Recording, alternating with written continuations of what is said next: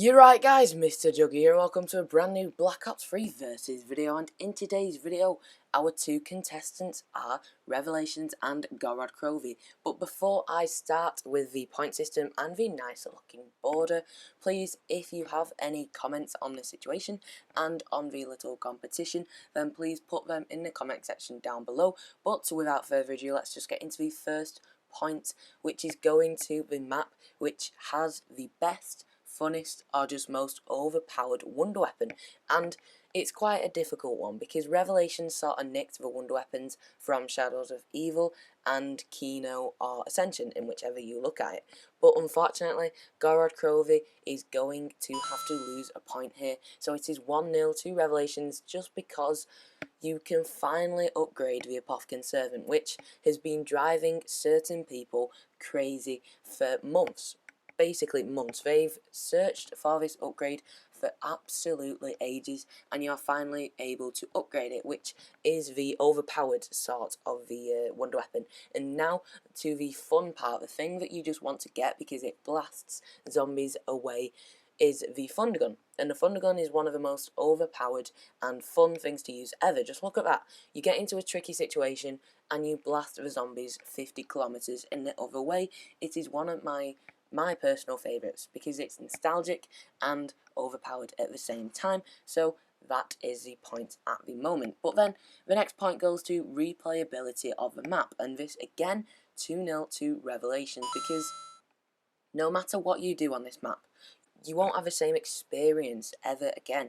You play a game, you die. You will not start up that game and have the same run of events, have the same look, because you just can't. Revelations is an extremely thick and open, intricate map, so if you were to get the same run of events straight after one another, like in Der Reese, you would probably get Juggernaut, Quick Revive, Sleight of Hand, and then Double Tap. But on this map you could possibly get Widow's Wine first, and no one would think twice. That's what I mean with replayability. It is completely guesswork. No one could guess what order of perks you get, what order you open the doors, where you're going to end up next, and how many techniques to open doors and get where you want to go. It's all different, but with Gorod Krovi, I have a set routine, and what gobble gums to hit, what doors to open, it is all very repetitive. That's why replayability has to go to Revelations. But then the size, and how the size actually impacts on your replayability and enjoyment of the game, which has to go to Gorod Krovi, because Revelations is such a big and complicated map. If you don't play it a lot, then you won't get to grips with it, and if you don't get to grips with it, if you're on one side of the map and your teammate goes down and needs a res, you won't be able to give it him, you won't be able to get to him because it's such a large map that it'll take ages to get to him. And if you don't have Phoenix up, then your player is going to get so annoyed at you if that's his first down. Or even if you have two players that go down on opposite sides of a map, it is going to be very difficult to res them both, which is why Revelation loses a point here. And the point is now 2-1.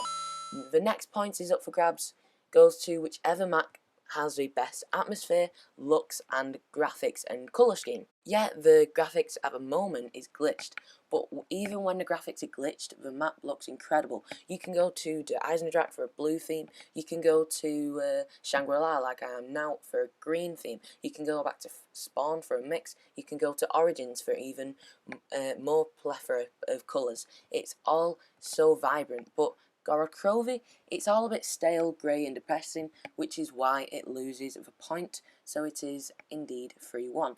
The next point goes to Easter eggs, which is a bit of a funny subject with Revelations because there are so many individual Easter eggs, but not the big one which I am talking about. So Gorod Krovi can't get the point, neither can Revelations, because we can't compare and contrast the main Easter egg if we don't know what it is, now can we? So the next point goes to the suitable and who it is suitable for, whether it's suitable just for the tryhards, the easygoing players, or it has a wider range of people for who it is suitable for. And this point has to go to Gorod Krovi just because it is easier than Revelations. Not to say that easy maps always get the point, because Kino is a bit too easy, and even the casual player can get around 40 on Kino if he was willing to put the time in. It's just because Revelations, it's quite complicated to understand, get around, get the Pack-a-Punch, get all those simple things. But with Gorod Krovi, it's quite easy to get Pack-a-Punch, get good weapons, get the box.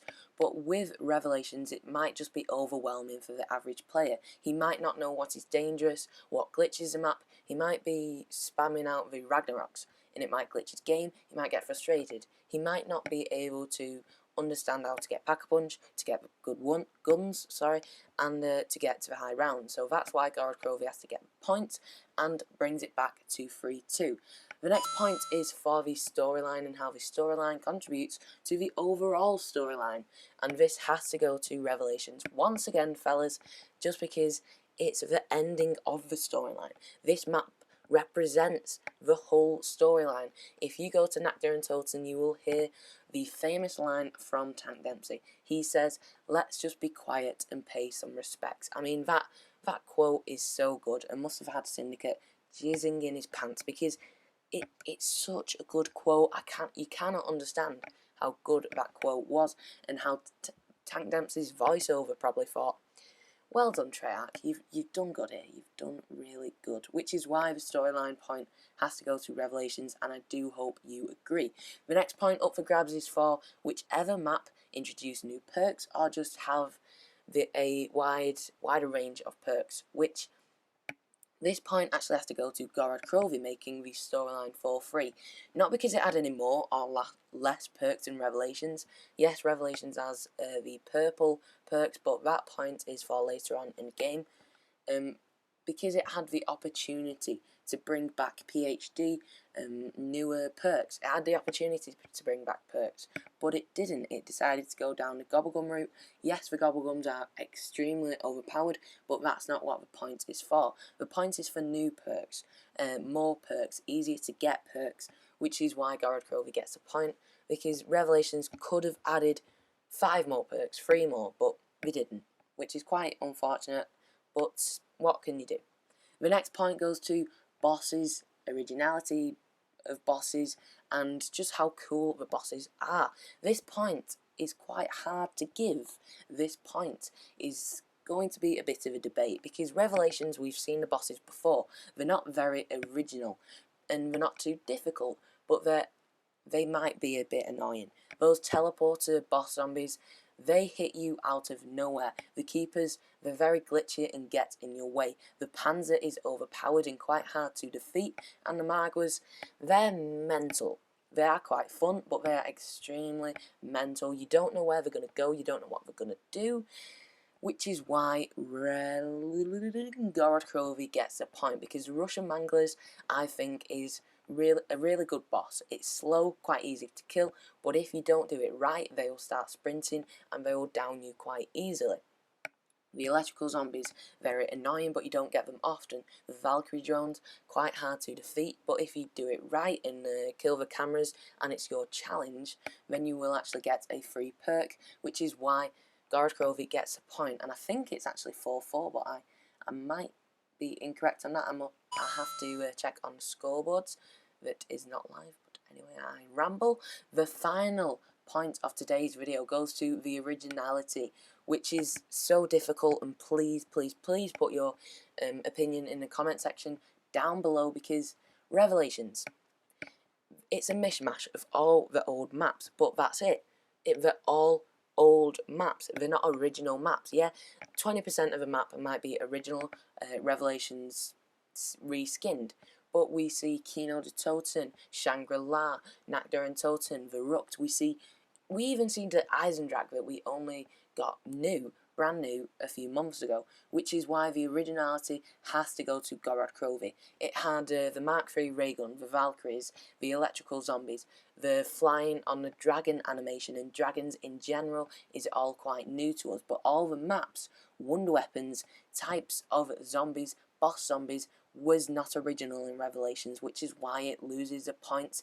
And the final scores on the doors: 5-4 to Gorod Krovi. So, the brand new map Revelations DLC 4 to finalise the whole Black Ops 3 Zombie storyline. According to this, is not the best map, and Gorod Krovi is in fact better than it. So if you have any comments or any ideas on what you think is the better map, please put in the comment section down below. But until my next video, guys, I hope you had a good one, and goodbye.